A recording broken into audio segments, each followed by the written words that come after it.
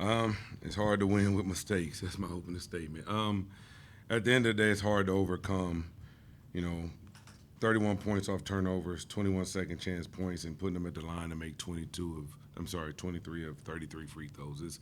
When you lose a 10-point game on the road, I tell my team all the time, it's a game of eliminate mistakes, not great plays.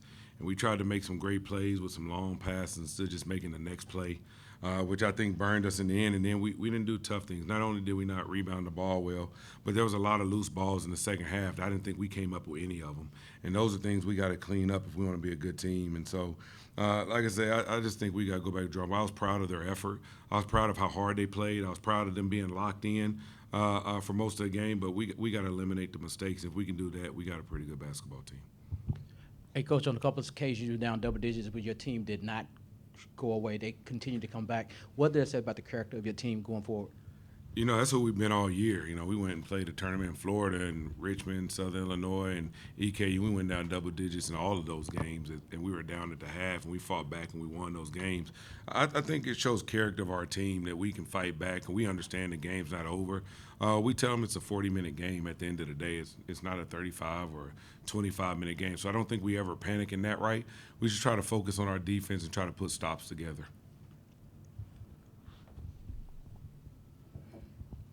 Coach, you talk about those 31 points off turnovers and all the mistakes your team made. Do you think that was a Louisiana Tech thing or a Memphis thing?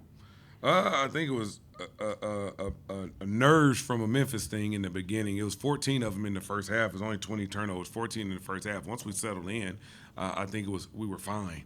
But 14 of those points were the first three possessions. I think Devin Reed had 3 in the first 3 possessions. So if you take that into account and then you take 2 shot clock violations that were early in the game, that's about 5 turnovers right there of the 20. The rest of the way, we turned over 15 times, and only 6 of those in the second half. So I think it was nerves. So I think a little of both. Hey, Coach, you hit 8 threes in the first half. What did you see in the Memphis defense that allowed you to keep the ball moving and hit all those shots? Well, we always talk about practicing to be good teams, and so like any other team, if we can get paint touches, most teams load to the ball, so the open side of the floor, the opposite side of the floor is going to be open.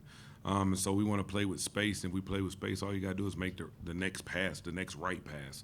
And we go back to the turnovers early in the game. We start trying to make home run passes out of it instead of just making the next right pass. And I thought that's where the turnovers came from. But I didn't think it was anything special that we were doing.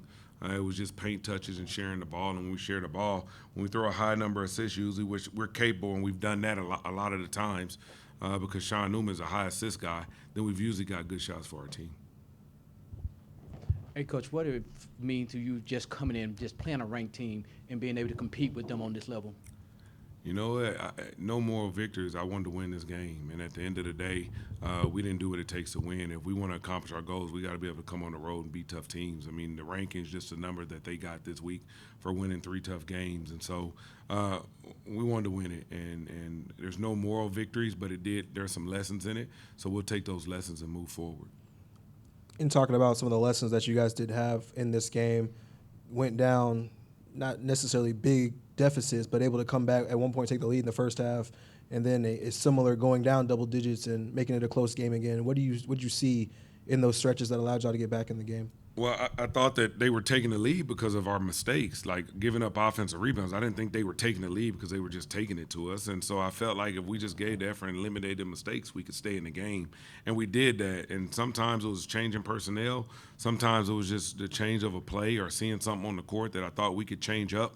I don't think we went into our big guy enough. I think he needed a lot more touches to play inside out as well as we were shooting the ball because as we know, the percentage goes up if the ball goes inside out. So we got to get better at that and be able to get him the ball and let him play one-on-one in there. And if they collapse down, he's a good passer. He can give us more opportunities. Anything else? All right, thank you. Thanks, Coach. You got one more? You talk about you didn't get into your big guy enough. Was that because, like, how did Danger and Cisse make that tough for you to do? I don't think it was dangerous. Cisse, I thought it was the ball pressure on our guards that eliminated. They played really good with high hands on our guards, which eliminated us from seeing the post very easily. And when you're late on throwing it to the post, then the help side comes over and you couldn't do it. And so late in the game, as you know, we went to him a couple of times. He ends up going to the free throw line because we just caught it on the kick and we direct feed it in there before they can get their hands in the way. So that's what it was. Thank you so much. Thank you, guys.